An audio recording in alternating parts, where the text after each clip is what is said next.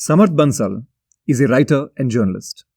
He is the founder and editor in chief of The Plank. In his words, this is a brand new magazine dedicated to truth seeking journalism for curious citizens. He also leads the media division at the Whole Truth Foods, which is a clean label food startup.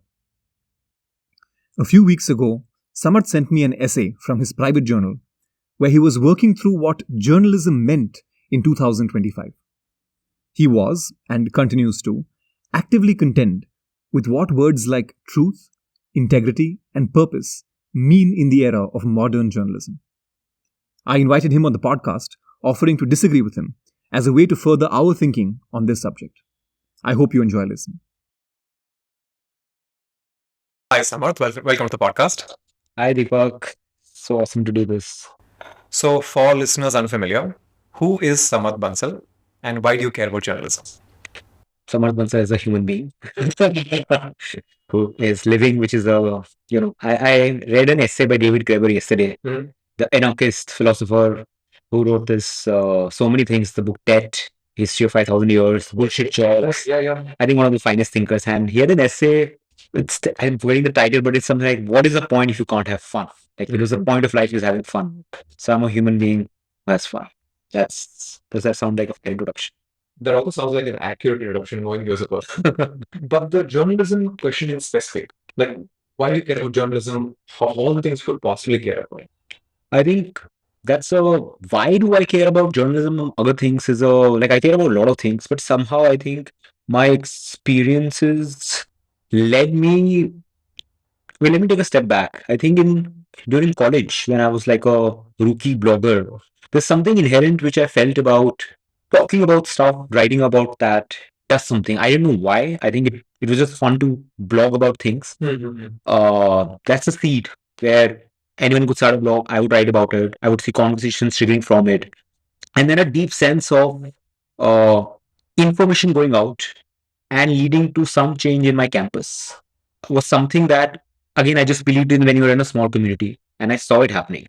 Somehow from there, as someone who was deeply cared about the environment I used to live in, trying to bring in conversation led change or not being okay with how things are, but making a small part in doing something about it.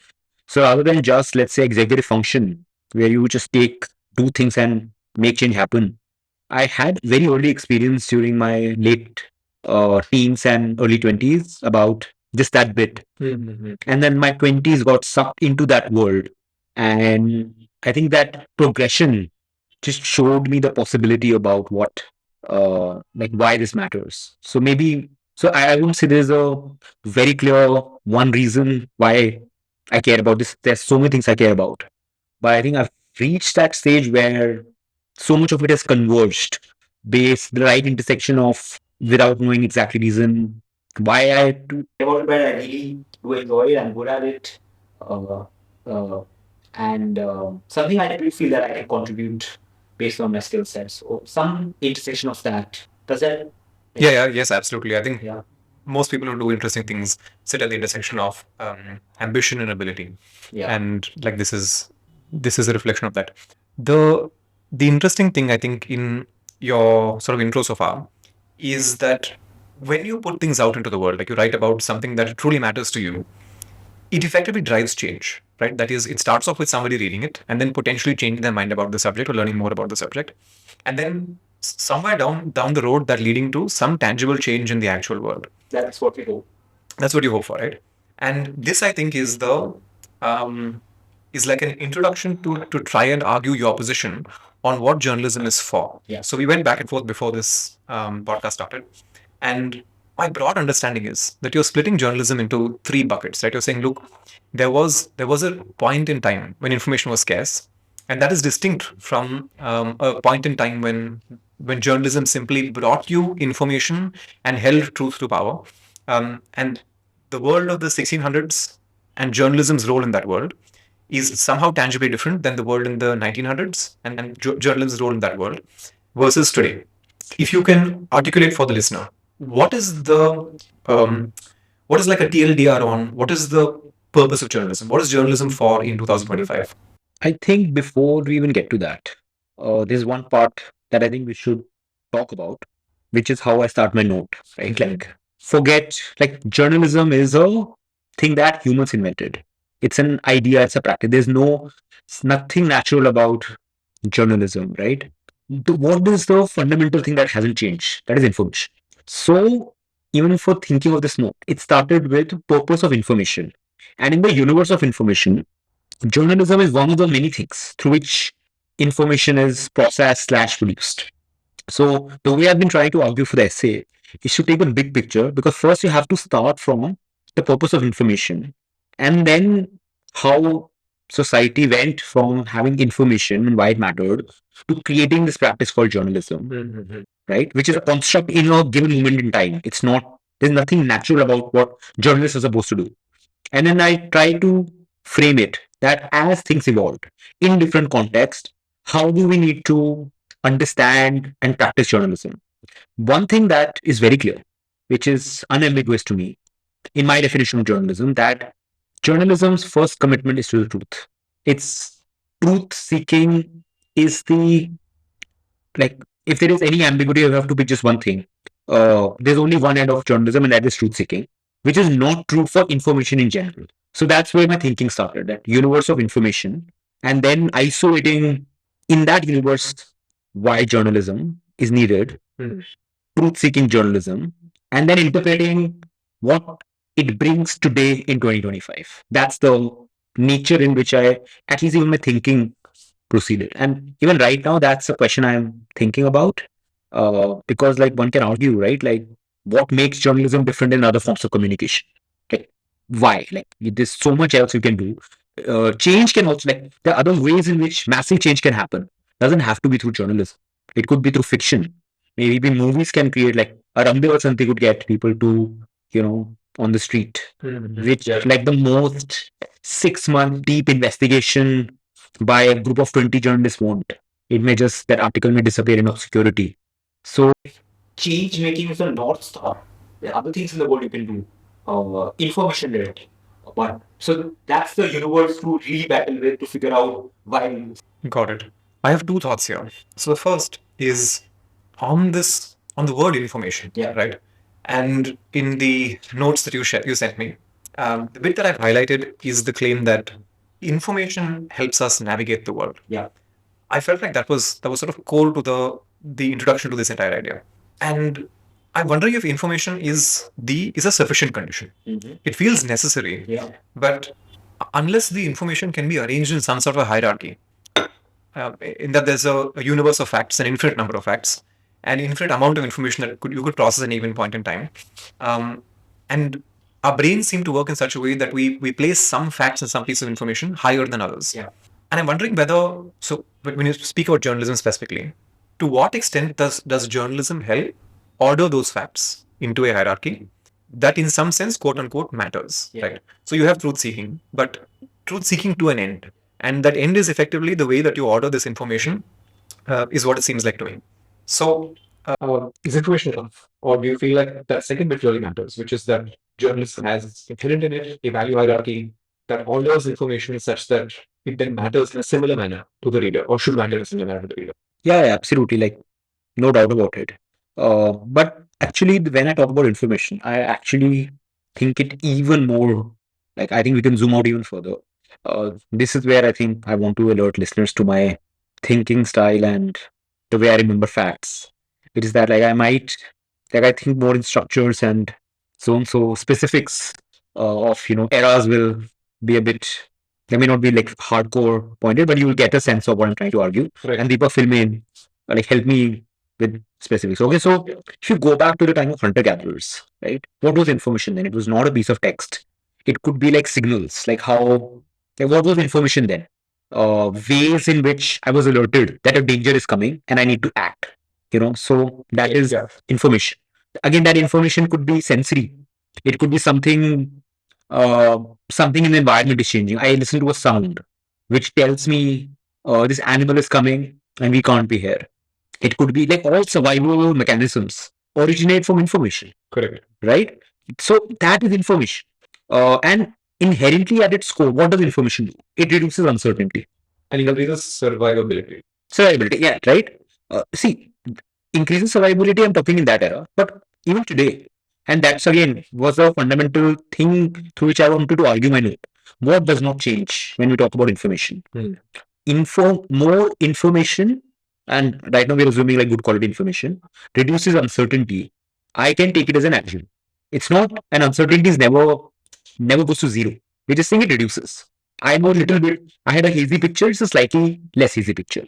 So so that is point number one. Like I'll lay out some of the first principles of information. Information reduces uncertainty. Second, information allows us to navigate the world, but not just my world, beyond my immediate experience. I'm in one tribe.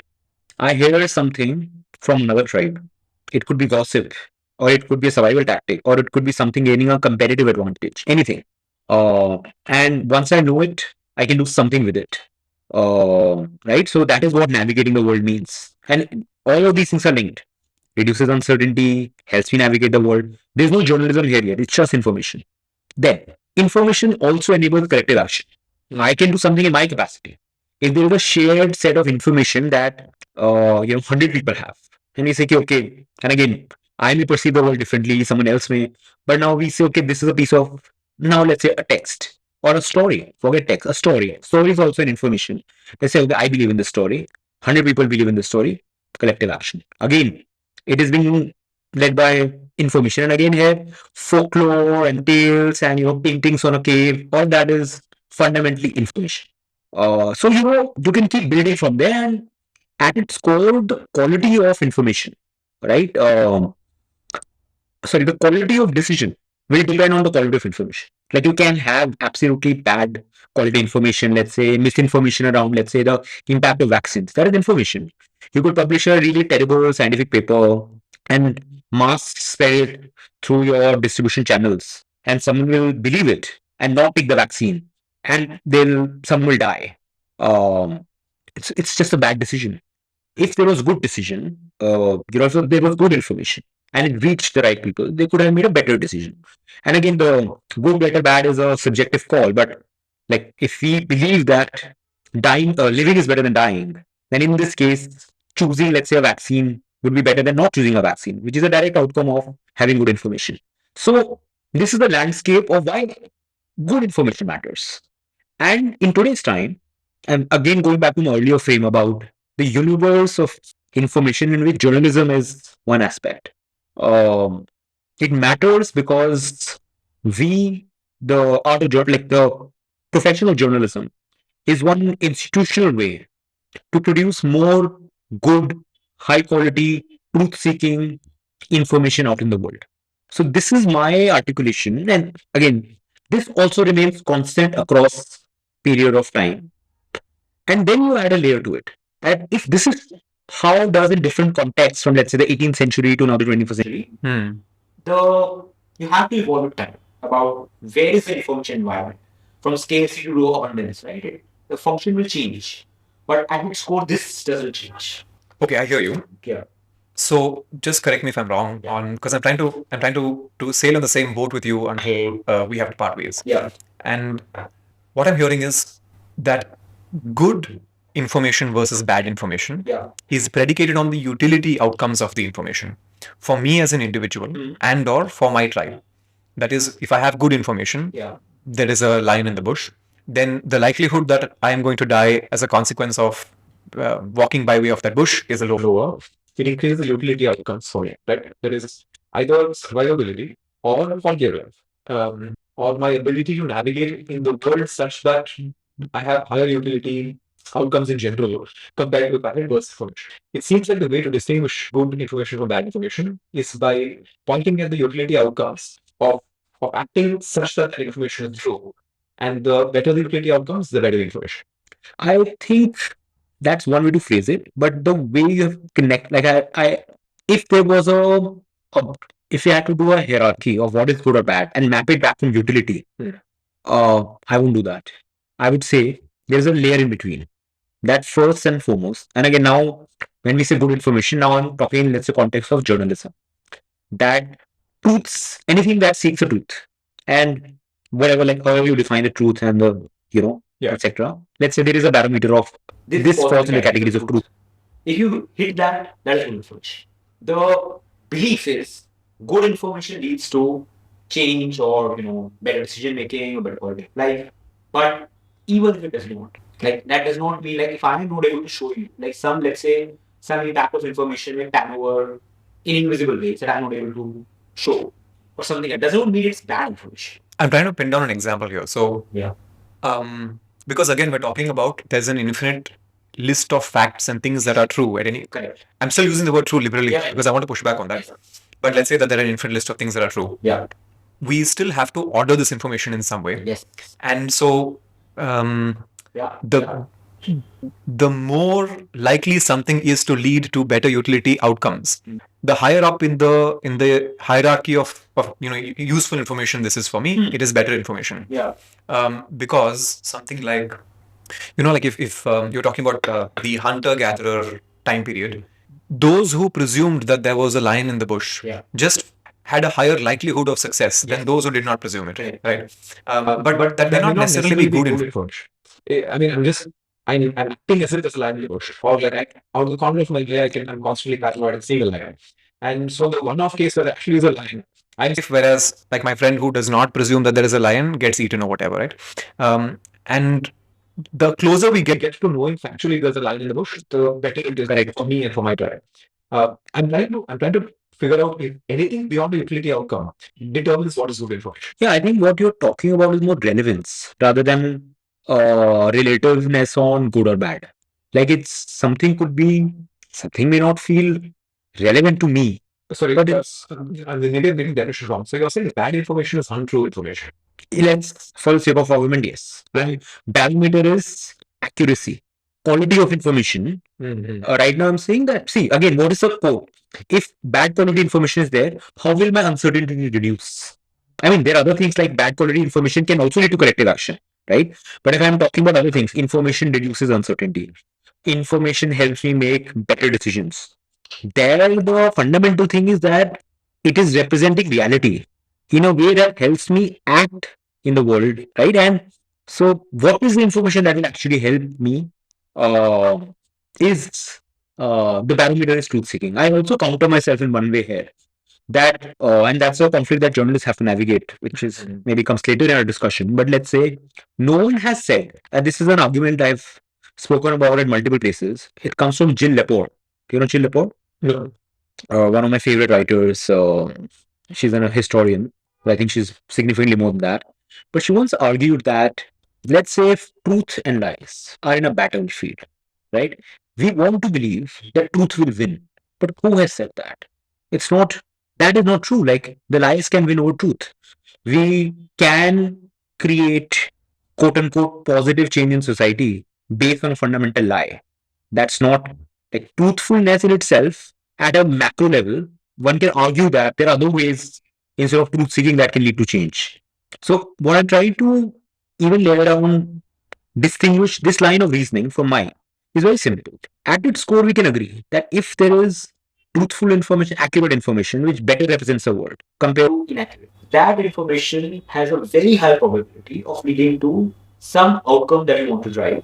It may or may not do it, but statistically or probability, speaking probabilistically, accurate information is what will lead to better decision making or better quality of life or better ideas about the world and how to navigate it, because this is the world that we live in, and there is something which is good or better in that sense. Got it. Okay.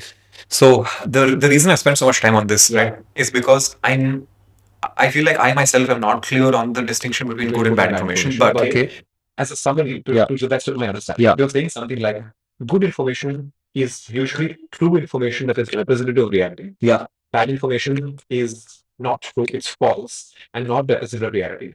True, good information usually leads to the ability to act and navigate in a world that leads to better outcomes. Because that information is accurate. And bad information does not do that for you. Correct. I'll just add. Yeah, yes, please. Just one thing which not to be conflated here. I'm a big fan of fiction. So don't want to mix that with, because as some writers say, fiction is a lie you construct to tell the truth. Right? That's one way to think about, let's say, novels or literature. So someone can say, okay, that is a lie, that someone has made up, but doesn't that lead to positive change? Of course it does. But I mean, currently I'm But that's not journalism. that's not journalism. Correct. Yes. Yeah. The purpose of journalism is to deliver good information. Yes. To the populace, Correct. such that it leads to two things. Now we're talking about Correct. one, like knowledge. So there's some like Yeah. epistemic claim here, but Yes. knowledge of what is accurate and true. Yeah. And then second, the ability to move that to action. Yes. Because you are navigating with quote unquote the truth. Something like that. Exactly. And what I wrote in my note. Should I read that out? Yes, please. Yeah. Clear information offers clarity. Clarity leads to understanding. Understanding leads to action. Action leads to change. Change drives progress towards a more just society. And that is the ultimate moral compass. Like, if you have to boil it down, this is the purpose where it's coming from. Having said that, journalism, this is like the framework of why we should even do this. But what we do, and our focus ends at truth seeking. And the thing after that is what we believe will happen. Our job ends at saying that you deliver the truth, the rest will possibly happen. Like this is why I don't want on a daily basis a journalist to think why my work matters. It matters, but it's not immediately visible because of this invisible chain of connections which I just described. so that's where my like central argument is coming from. God, I want to dive into the meaty bit then. Yes. Just the use of this word truth. Okay. So First, do you think that this drive to truth seeking is deontological or utilitarian, in the sense that is it an end in itself, that or is it that it is a useful way for us to organize such that we just have better outcomes? Is an end in itself, irrespective of whatever happens. And that's a very it's a very tricky thing. Right, because then I think we have to dive into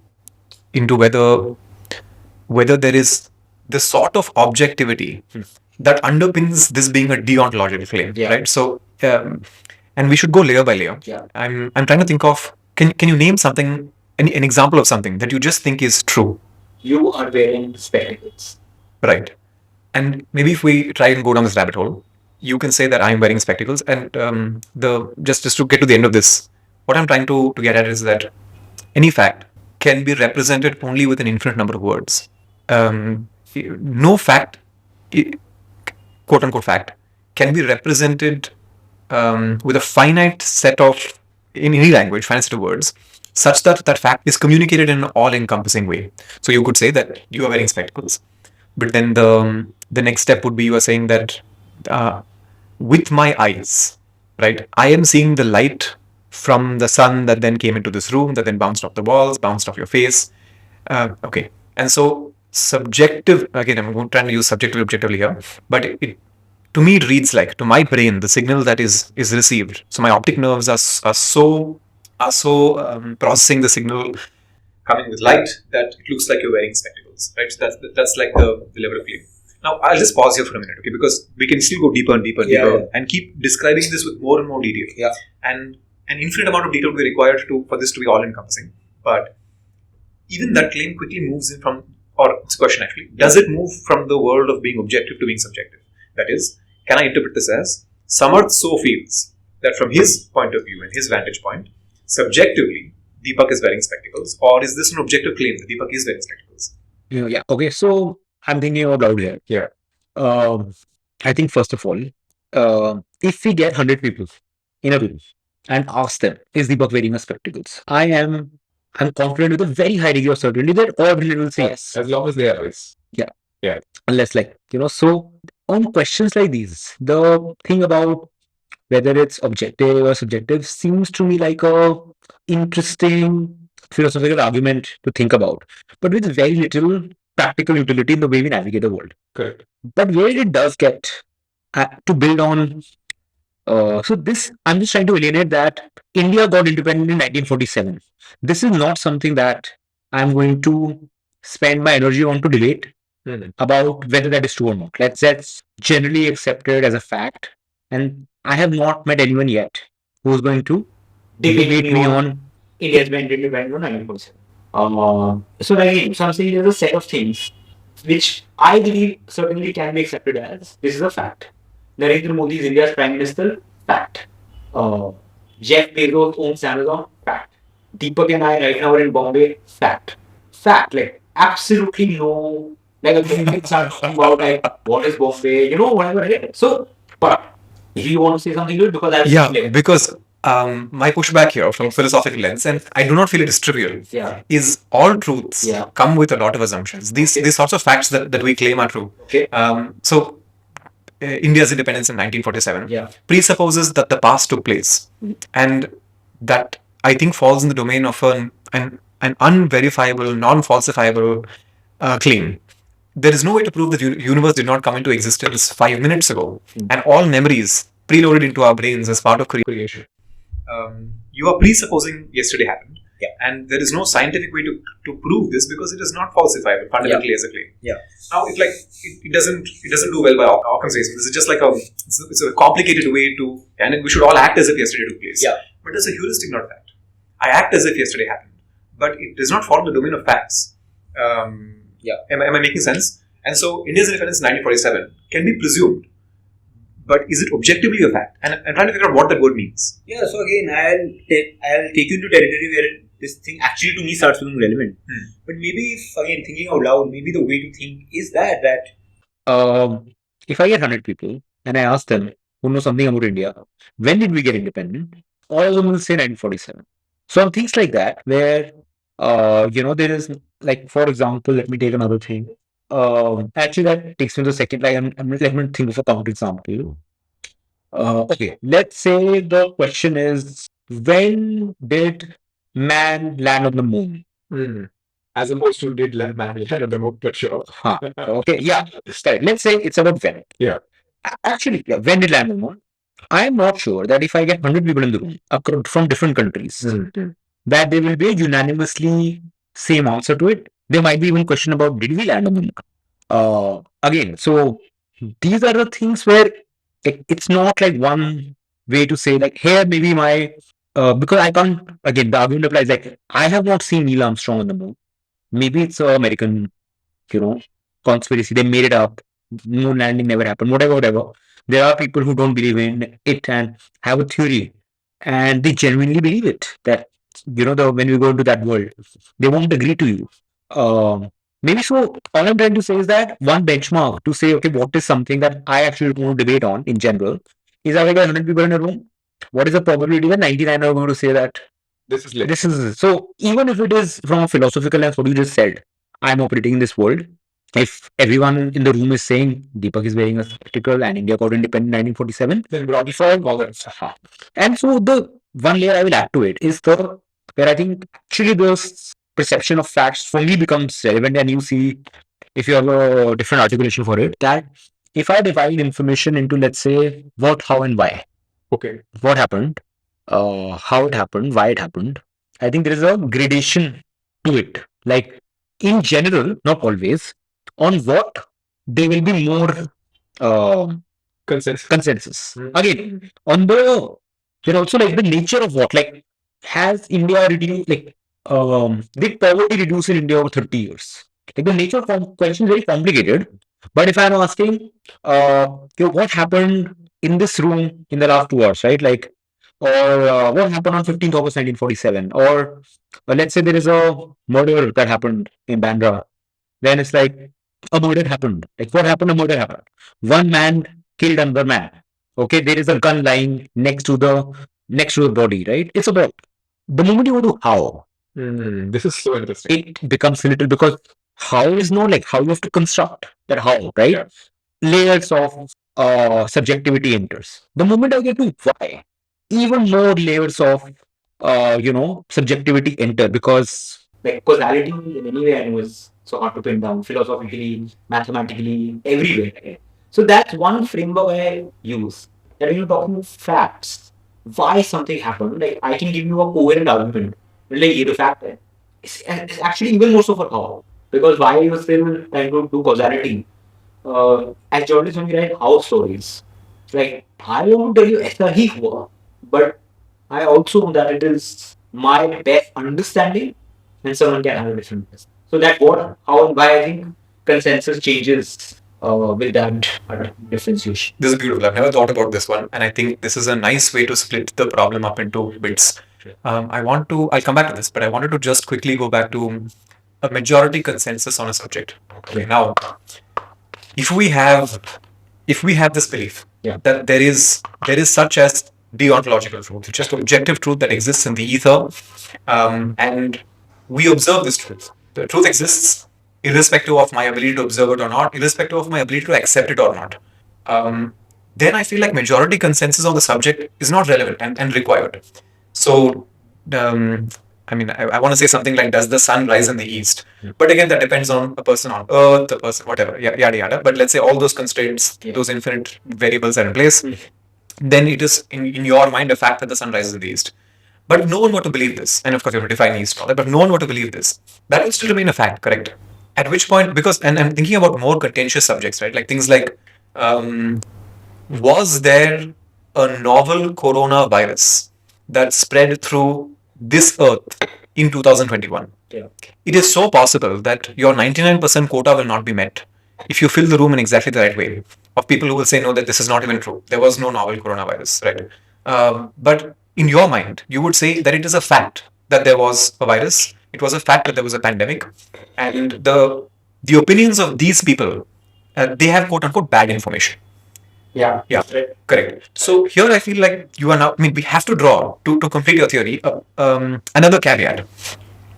Operating on good information, the majority consensus on a subject is broadly going to be a fact. Repeat that. Operating on good information, Mhm. the majority consensus on a subject is likely a fact. Correct. Yeah. Yeah, I think that is accurate. Yes. Yeah. Yeah. And That's why journalism is important. sorry, but this is circular. Why? Because in the first part, while trying to define what good information is, Yeah. we said good information is something that is likely true. Yeah.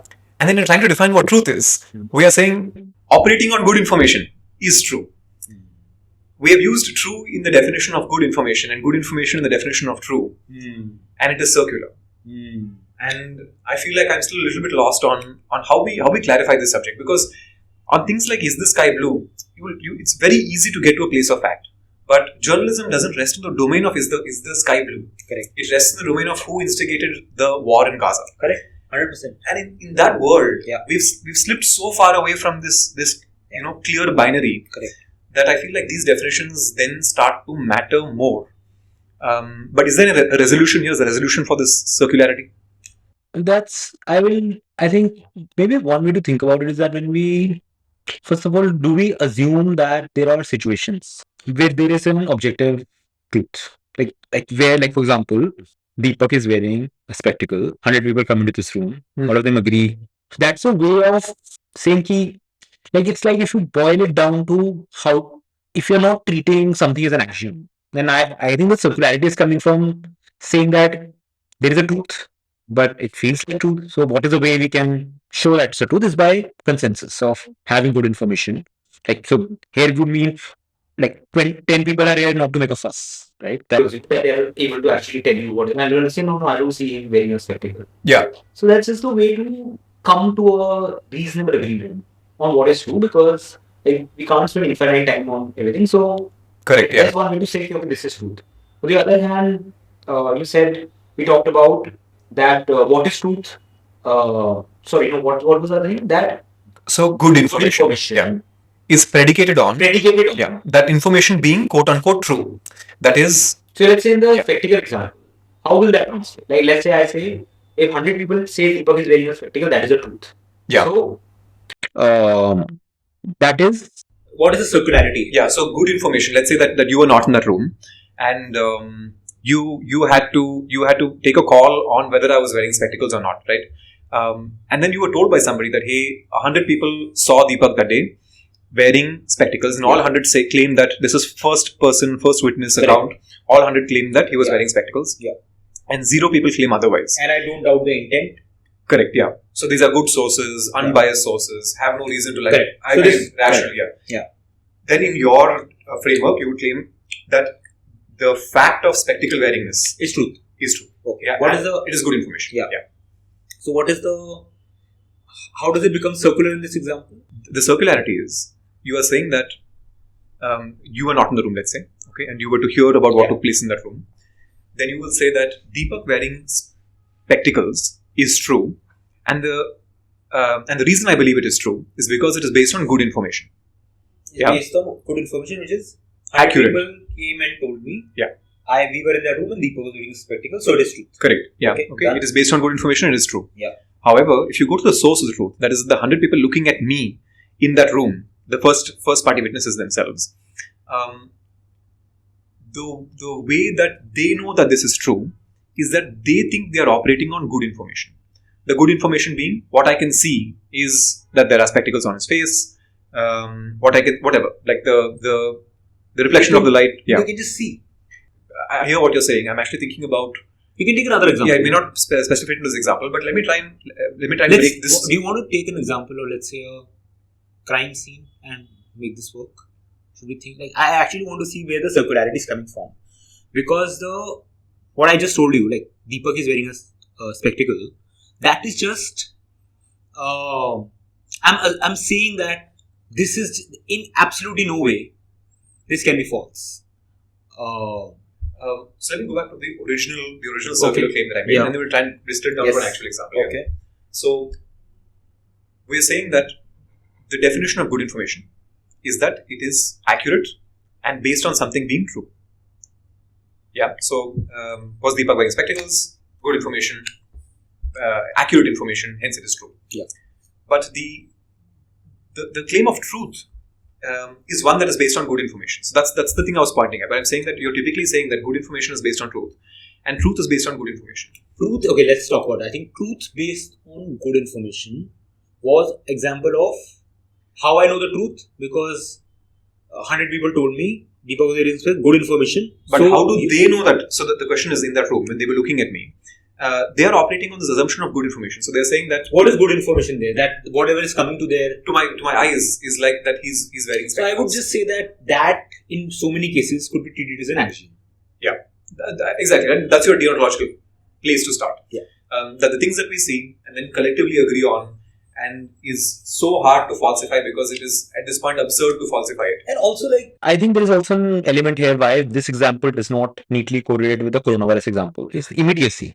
Something that I can just see compared to, given the world that we live in, like a significant, like maybe the majority of things that I believe in, I have no first-hand experience in.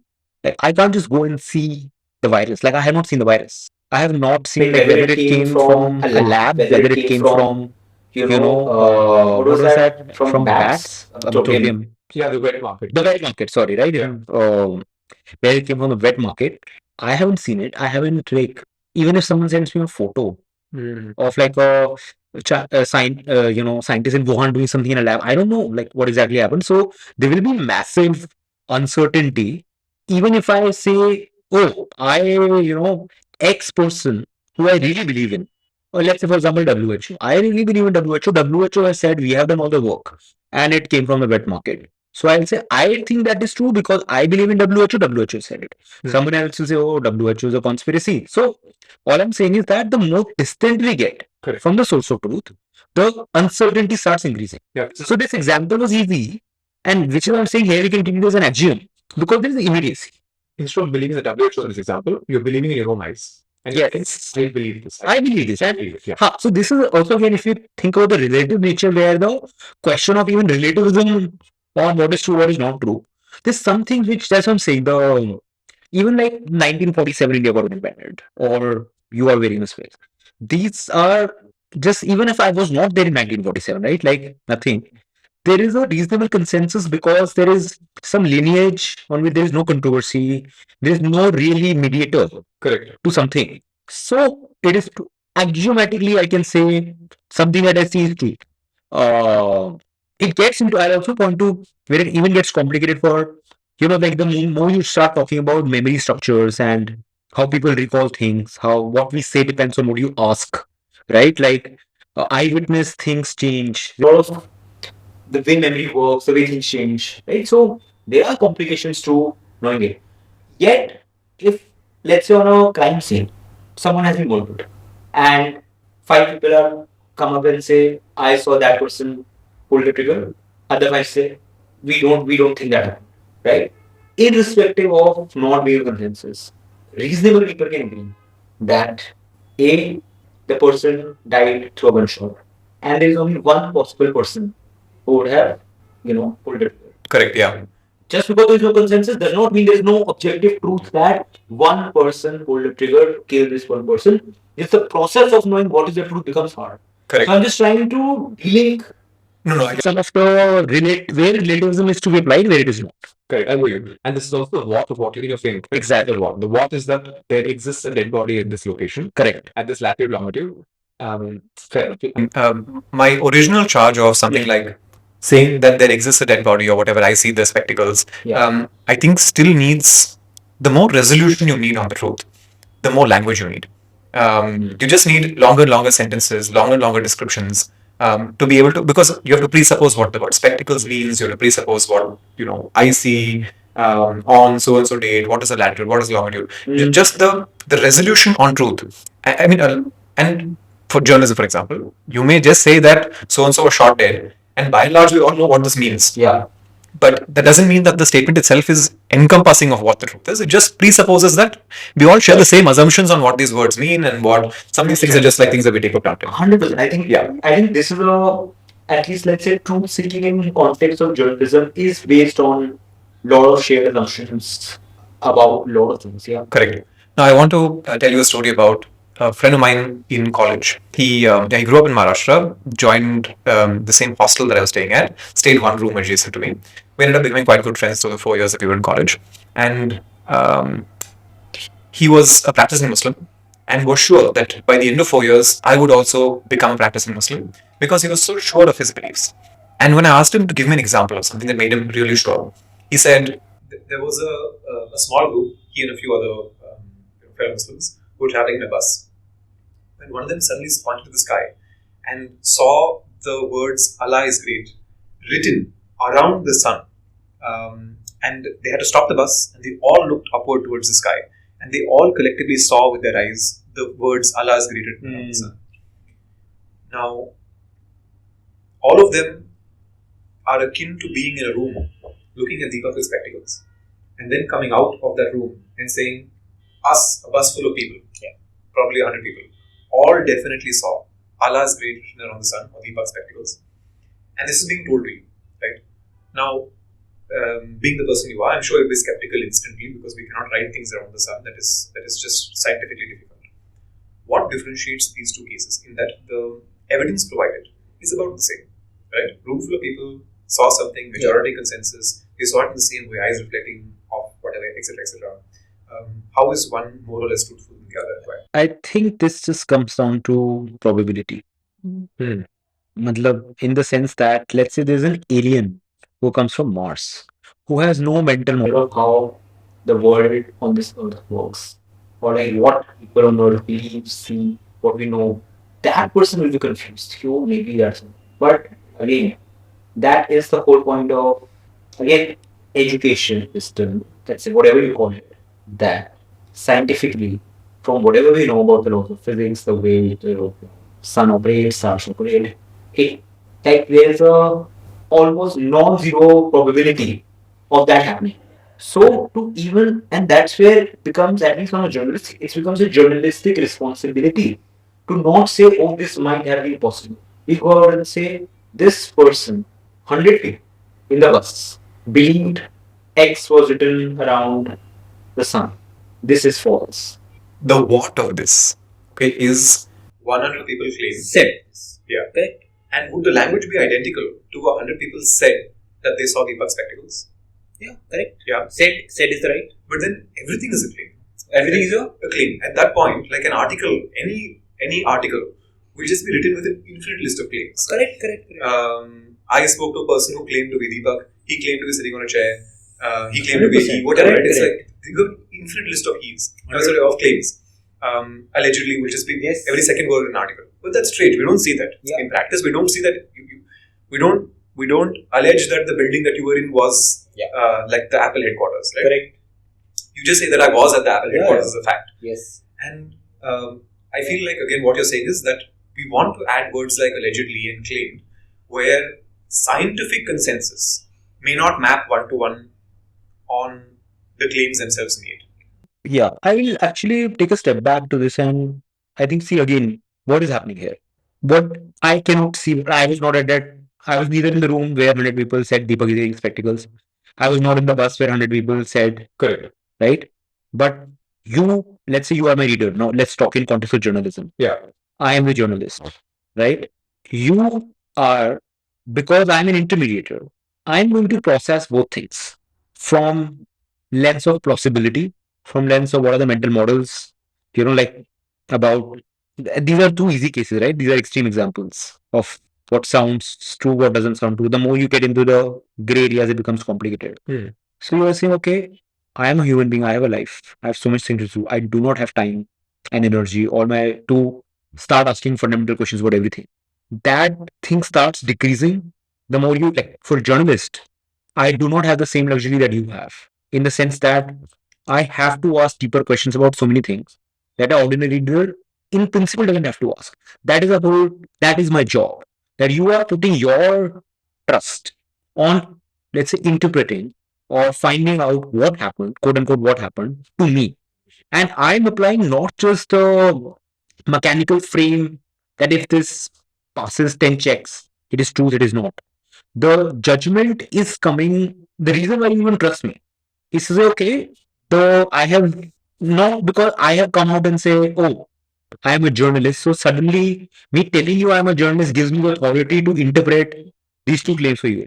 It is that you trust Samarth. If you know Samarth's way to look at the world aligns with many things in which if I was in his place, I would also say that I would view it similarly. I would view it similarly. So of course, let's say there is a, your, if I write this, your friend, he will say it's fake news. Correct. It was true. So I would say, okay, sure, like be happy to believe in, but it will have consequences for you because you started with, right? Like this is bad information, which will, I don't know what the consequences, but in this realm, very high probability, that of a truth seeking model that is emerging from me, where we'll say there is a supremacy that science gets, which is not to say that science is perfect, or let's say a anecdote or a lived experience is any low.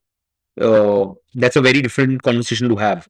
But I'm saying that there is plausible scenarios in which reasonable people, again, reasonable, you can double down on, but again, if I go back to my statistics, right, like a larger number of people who believes in some, okay, that there is something called rationality, there is something called as science, there is a process of science through which you know the truth. There is something that is known and something that are not known. And you have that articulation in your head that when something is unknown, you're not going to have as much certainty about something known, like there can't be a text around sun. So all of that distinctions is not always very spelled out. It is something that as you experience the world, you know it, you figure it out. And end of the day, and we are, all of us are filtering, right? The better someone has a filter, the more you can issue the truth. If you have a bad filter, it will give you a different version of reality. And that's why I think when I say good information, it's not, you're not taking in everything. Like even an example about like it can lead to paralysis if I start understanding, oh, is Deepak really wearing a specs? Because it's Yeah, of course. Yeah. so what do? You apply a filter. What is the simplest filter? This. Can there be other possibilities? Yes, but we have a filter, we have a heuristic, and that leads to something. Correct. No, I recognize fully that a lot of this is clearly in the domain of absurd, right? Like no one's navigating the world asking, does this car exist? Yes. You are not crossing the road because you will clearly get run over and die. And so good information leads to good outcomes. Like, of course, I'm here, I hear you loud and clear. What is the Just because point? exactly, just because the responsibility on my shoulders Yeah. to try and poke holes in what you are saying. Yeah. I think what I'm struggling with is there is, you have a value hierarchy and you believe in something. Correct. And I do not see why a Muslim journalist practicing Islam who hears this story could not so Report this as a fact. It is a fact because Allah is real and God is real and miracles do happen. They happen all the time. Yeah. And a mass of believers, having recently prayed, being shown the word or the phrase Allah is great, seems like something that could totally happen in this world where miracles are facts and God is a fact. And God being a fact could, like in some way, be construed as heuristic. Like yesterday being real is construed heuristic. Like this is a non-falsifiable claim that I just use and operate. And when I use this and operate in the world, I get better quality outcomes than if I didn't believe it. Lots of religious people will claim that they believe in God. Yeah. To better Correct. outcomes than no belief in God. Correct. And it's not immediately apparent to me why these distinctions. So, the easy way to ask the question would you claim that a Muslim journalist who believed in Islam, etc., and then reported this as a factual story, the same as you reporting that I was wearing spectacles, is a bad journalist? I think that I'll articulate it differently. That let's say let's say there are two publications. All publications fundamentally operate on values. They like values you believe in. They also have a process about and I think that was that like let me say it right now so that it's clear that when we say journalism should be objective, it is not saying that the outcome is objective. When we say objectivity in journalism is always about the process. That because all of us are biased, like I am biased, let's say, towards the scientific worldview. The Muslim journalist is biased towards slightly more, like let's say, religious worldview. I'm an atheist, that person is a believer. All of us are biased. So there's a process that we follow, which is which is supposed to be objective because humans are biased. The articulation of that process is different for each publication, where what filter something needs to go get into the publication. There are many publications that don't have any such filters, that anything can go. Good publications have at least some framework of what gets in. So, if this is my publication, this cannot be reported in this manner. If someone is saying, you can say that I spoke to 100 believers in this bus who said so and so and so. That is okay, right? Because you're just accurately telling me what 100 people in the bus said, and my readers deserve to know what these 100 people are saying. And of course, like, it's about, let's assume this part of the story where this information is relevant. It's not a tidbit, it's not a trivia. In that context, let's say something happens afterwards, readers deserve to know what 100 people in the Us believed in. Do I need to state it as what is the fact here? The fact here is 100 people said that. 100 people said that I'm wearing spectacles. What? No, I'm talking about the Correct, but it's not different, is it? what? The two stories are the same. No, but that's what I'm saying, right? In principle, yes, but that's why I also started with the thing about possibility, right? That someone comes and tells me that 100 people said Deepak is wearing spectacles. At any point, as a journalist, I can't. It's very hard to be 100% sure about anything. Let's say we revolve in the realm of uncertainty all the time. information just reduces uncertainty. Everything is uncertain, let's say, right? Yeah. In the case of Deepak is wearing specs, my probability to believe that this could be true is, again, I'm talking from a journalist, let's say an editor. Someone comes and tells me, I'm like, okay, 100 people are saying this, could be, put it. Right. So just for context, you are an atheist editor Yes, who believes in the scientific process. correct. And given those values, that Yes, the probability that you think that I was wearing spectacles is really high. correct. Compared to, Yeah. yes, And if let's say practicing Muslim or editor who questions the scientific worldview but has no questioning impulse towards the Quran, yeah, the ultimate word of God handed down, yeah, would similarly have a very low probability to question correct. this claim. Yeah. And but it feels to me like there's an unequal journalistic quality, right? And this is one of those is worse than the other. Yeah. Why? What makes No, actually, I think that's where if we get down to it, where I'll give you an example which I think better represents this. But to say better, let me just say that, okay, maybe the one point is to say that I a lot of times believe in like what we're just discussing, and in my site plank also is something I want to make it more explicit, is that how we look at the world. Like, for example, I will come and say, because that is true, I am fundamentally an optimist. Okay, just as one statement, that, and I'm not even getting into what kind of optimism. If you know this about me, that Samarth Bansal is an optimistic person, right?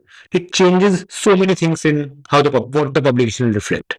Yeah. There is a very deep downstream effect of just one statement, Right. which may not be visible to you until I tell this to you.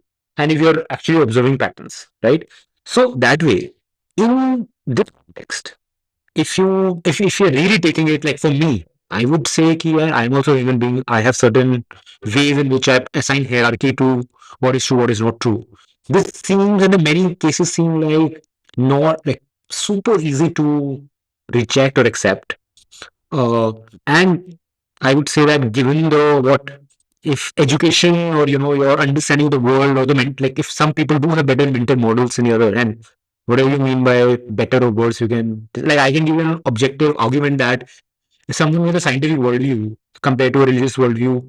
Again, there's no proof to it, but I would like to believe as and I'm an atheist that I will probably actually, that's now maybe countering myself, but let's say there is a debate between traditional medicine and science. And let's say a religious worldview takes you more towards traditional medicine and a science worldview leads to, pharma. Both of us are in risk because, big pharma will do something which could be harmful for me. And traditional medicine has its own thing. I would like to believe, and I can't prove it, that broadly, um, if there are 20 threatening diseases, the probability that my life will be saved is higher than this person's. person's. So, objectively speaking, my worldview is better. This is up for grabs. Someone can also rationalize maybe actually God is there. So, you were not supposed to live. So, the medicine did what you're supposed to, right? Like, right? Like that is what it is. Fatalism, yeah. Huh. So, uh, so I'm saying that if you take it even to purpose, Good information, etc., you can end into a point which everything can be justified through some argument.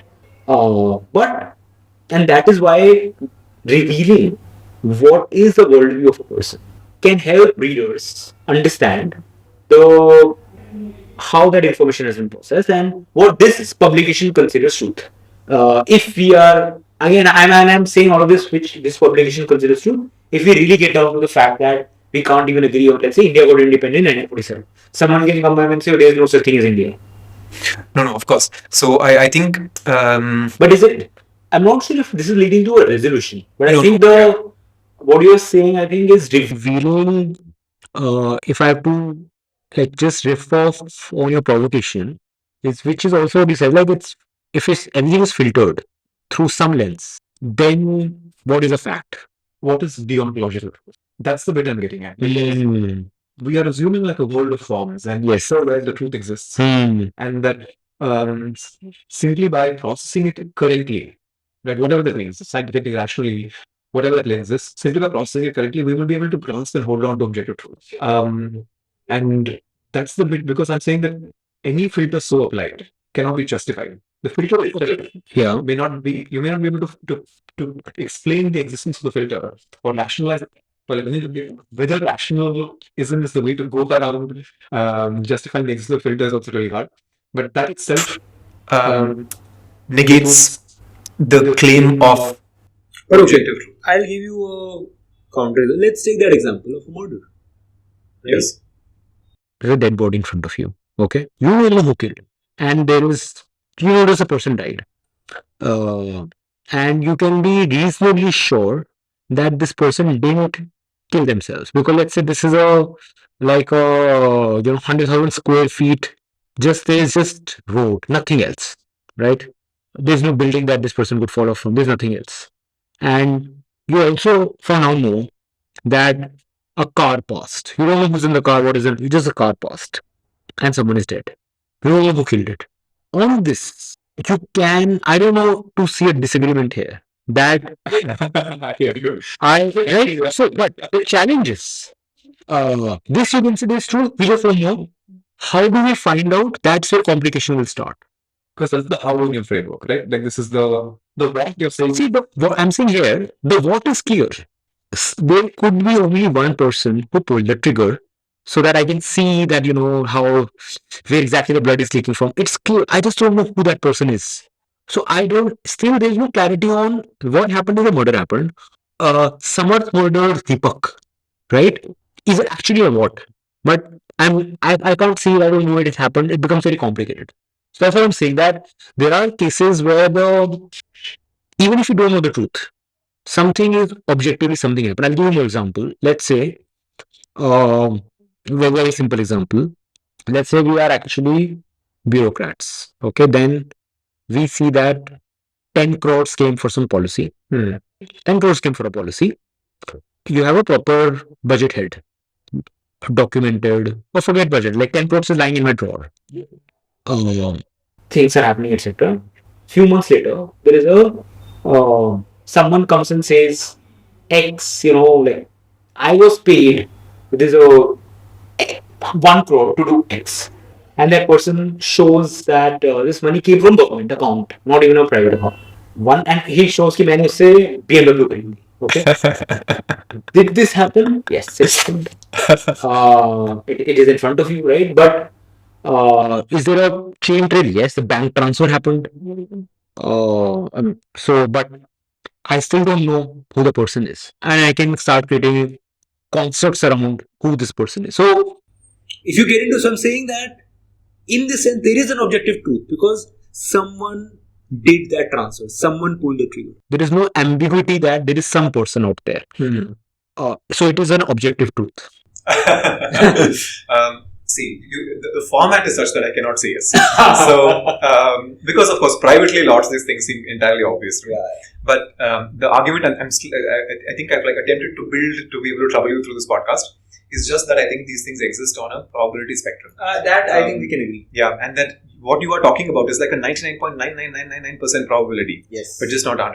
Because there's always a way for me to construct a situation such that I weasel out of this and just say, look, it's subjective in this one specific way. Yeah, correct. Also, Deepak, just to highlight, like, this is actually, I think we have riffed on this for a while, but honestly, this is not something that, like, this gives me sleepless nights in the sense that, like, I have, it's not trivial at all. I think it's so true, actually. Like, It's true. and that's what I'm saying, like, most situations are not like Deepak is wearing a spectacle. Yeah. We are doing that for an argument, right? Like, most situations are not like that. And that's why the lens to look at it is probabilistic, and most situations are highly probabilistic. So, which is why the journalistic method matters. I actually have a blog on my site talking about how the act of journalism is actually is a Bayesian process, and you have to keep before publishing a story, how much uncertainty exists in your head, and what all you need to do, to say I'm a little bit more sure than yesterday. I'm a little bit more sure than yesterday, and now I've come to a reasonable point where I seems like a truth, but even when you're publishing, you're like, what if this was true? What if this was true? What if I didn't know this? What do I not know? Which will completely change the picture. So, when it comes to practical, there is a difference between even believing that there is a objective truth and its representation when it's mediated. Like when if I haven't seen this person from a car coming and committing a murder, uh, if and no one has seen, it becomes murder mystery, right? Like anything can happen. And which is why I also I remember cases where, let's say, if I am party to a situation where, let's say, this happened in some context, let's say there's a protest. Let's say there's a protest. And I am, let's say, part of that protest group. I am in the WhatsApp group where the protest is being planned and orchestrated. I know the three people who are organizing, leading, who call me up, because I can see it. Like, I am there. Okay. And a media report comes saying that Muslim person is the mastermind behind this whole protest. And that person, I don't know this person at all. Because that person is just someone in the crowd, which someone clicked a photograph and created a story of, right? At that point, there is no E for S. There is just one thing that I am there, I have seen it. In no world can I say that that person is a leader. But if I'm not in a WhatsApp group, if I'm not part of it, I'm outside. I'm like, okay, thanks for telling me that. मुझे क्या पता, open to investigation. What if the leader is hiding behind a crowd so that the person doesn't get identified? It is a Muslim-led provocation. But theory was made up to ensure that someone in the skull cap is not seen as a leader to be shrimped. You can go on in that direction and craft a story. This is, sorry, I just want to, I'm getting the sense that you're saying something like, you probably agree that this truth and fact claims lie on a spectrum of probability, but that falsehoods are binary. That is, you can say for sure things that didn't happen. I just want to. I think, are we going to the falsifiability thing? No, I just want to flip the script, right? We've been trying to define what truth is. Can we define what falsehood is? So that is, you can make an objective list of things, I think, that are certainly false. In that, in this room there is not an asteroid. Yeah. That claim is certainly false. Correct. Or in this room there are not 3 people. Whatever, right? Or we are not in the middle of the ocean right now. Whatever. These are all. Are there objective falsehoods? is that possible, you think? And is that a way probably to... So when you have something like fake news, at least you can go so far with journalism as saying that these things are certainly not true in the sense that they are certainly false. Actually, that's very interesting also because I think something totally separate from this, which I hope is okay. Of course, yeah. Which is that you see so many times debunking something is significantly easier than proving something true. For example, there is an allegation against me, okay? Samarth Bansal has been alleged that I am a Congress person. Or for that, let's take it even weirder. I am actually a BJP hardcore right-wing person in disguise. Let's say that is our. Someone will say, "Oh, iska family. Look at the family." There, I'm making all of this up. Okay, someone pulls out a photograph of me. Sorry, I'm just going to create a shot with exactly that excerpt, right? Okay, just that you saying I am a BJP right wing in disguise. That's all. Just that much. My God. Hashtag not fake news. So this is actually you gave ideas to people about. That should be on the blanks, like landing page, like a small voice note. Yeah, but let's say, okay, that is the same. Yeah. And someone can actually then say that, look, what we found, that this guy on 22nd of January, this person was in the BJP's, was actually meeting Prime Minister Modi for something, and he's secretly getting funding, whatever. You make up a story. You also show more proof. You show, actually, Bachpan mein, we found the father was an RSS man. Okay. You show a photo of Samarth wearing that RSS Shaka Nikkar, whatever, right? Etc. You show some story that I wrote against the liberal media, whatever, right? Show कि ये है ऐसे आता है directly लिखा है. I can, for example, to debunk it. If the more specific your facts are, arguments, right? What do I need to show you? Okay, but have you shown me 4 things? Okay, you have shown me 4 things. If anything is interpretative, what does this person wearing a short mean?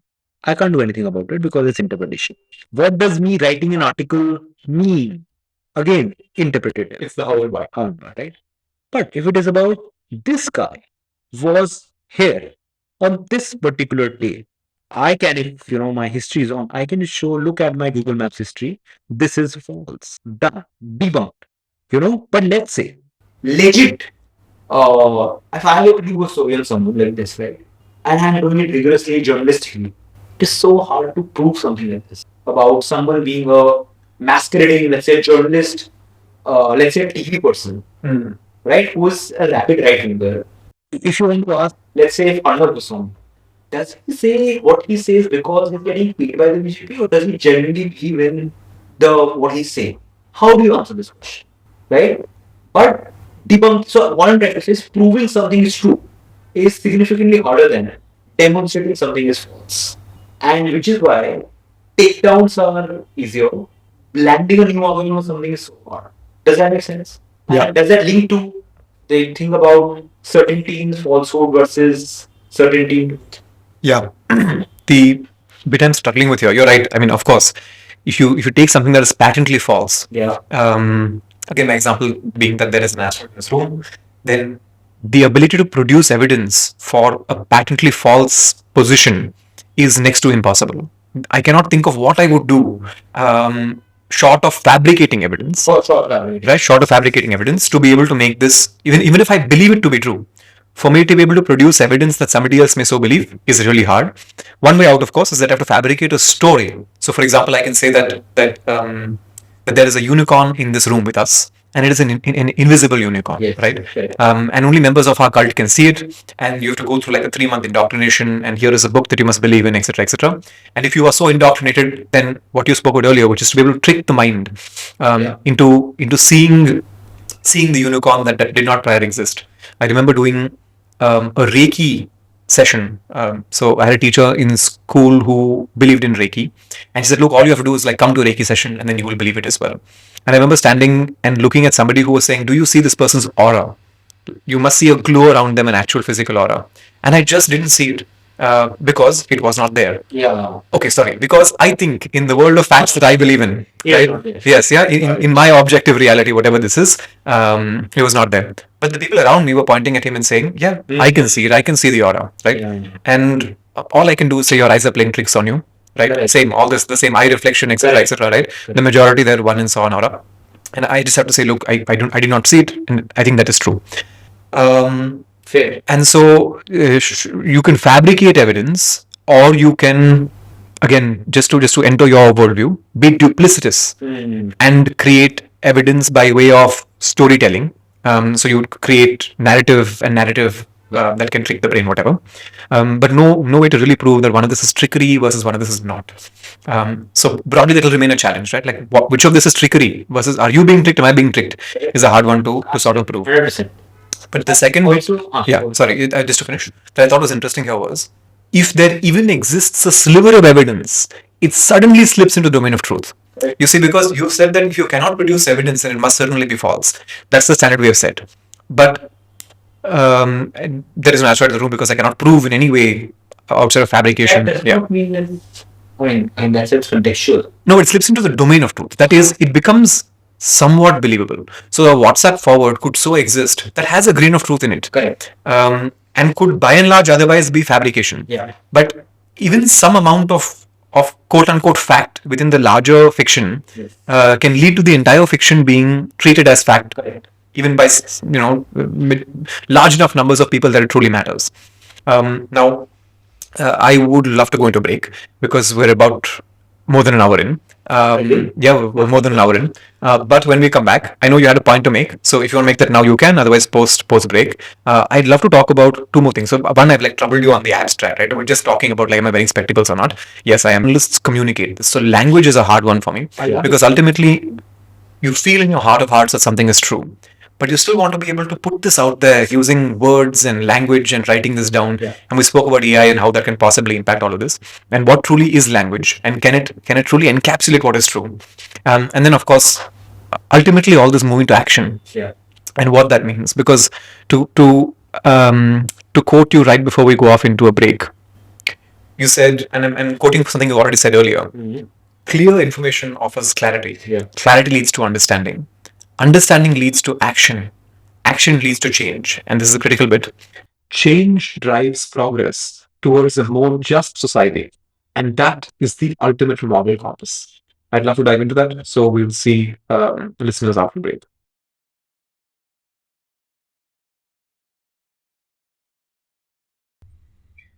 Okay, hi Samarth, welcome back. Hi, Deepak. That was a fun break. Now I'm curious about language. Okay. And this is on many levels. But the first question, as just a way to like dive into this is, can everything that is true be articulated?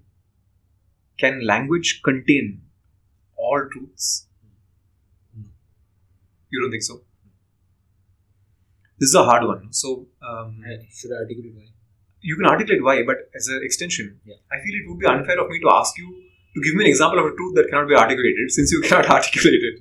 And that would put you in an odd spot. But yes, please. So I think that now let's step away from journalism for a while. Just think about writing, right? Because talking about language. Yeah.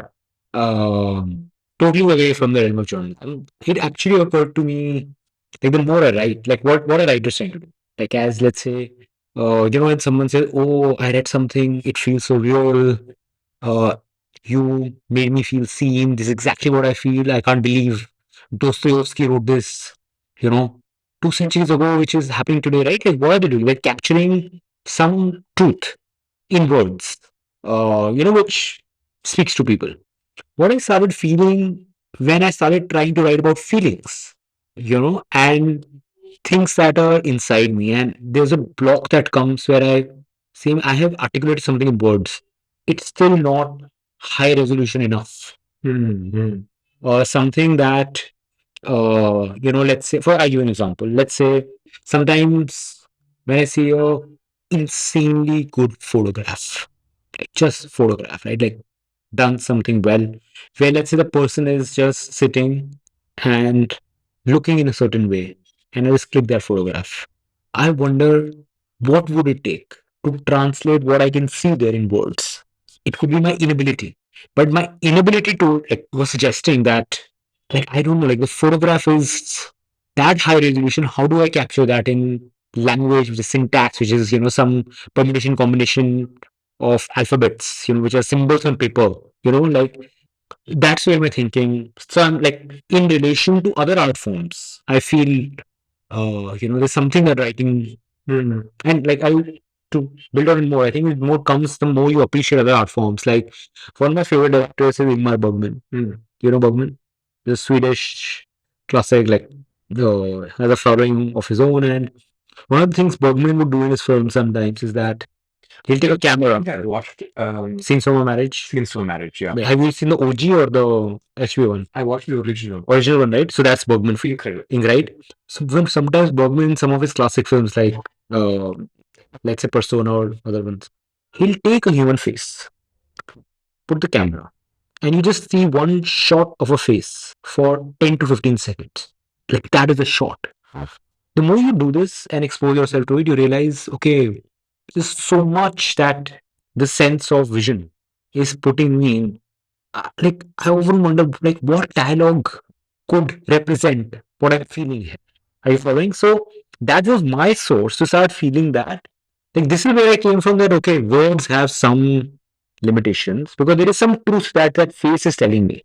What kind of you need to have a Proustian level of prose to come close to, like again when you read Proust, you feel like my goodness, what is this guy doing? Like how can someone write one page of, and not difficult prose, simple prose about, let's say, some sensory experience. So either it is, so that's where I wanted to bring in Proust to say, is it one is the capability problem, that the kind of high resolution you need for the absolute truth. And we talked about, is there some truth, right? So in that sense, that degree of high resolution, language demands to get to the truth.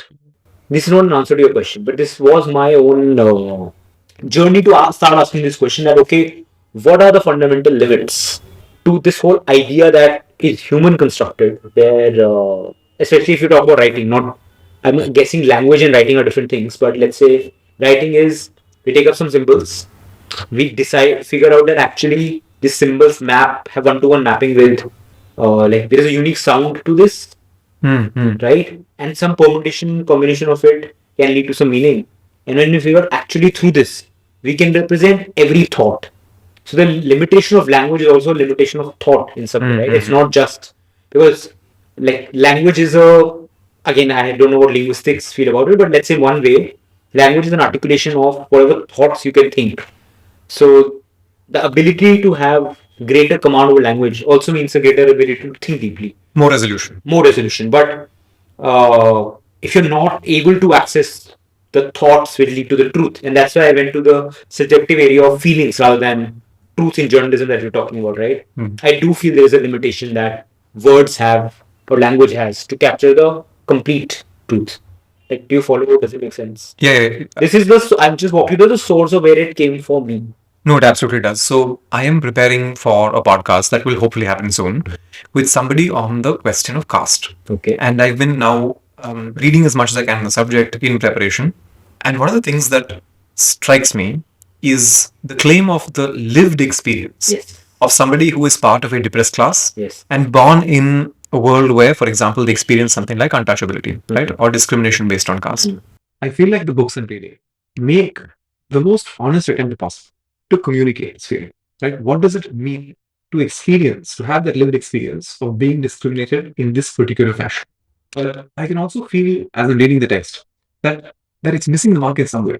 Nothing will come close to actually being there to be in that person's shoes and to be in that moment in time and to feel the feeling in the way they feel it Yeah. with their brain and through their eyes. Correct. Yeah, nothing will come close. Correct. And so we must dilute. At every step, we must dilute. Correct. Now the question is, if I do not have the ability to know that in its exactitude, in exactly the way that it was felt, if I do not know it, if I have some watered down version of it, to what extent does that impact action or my ability to believe or build consensus around this or act on that quote unquote truth?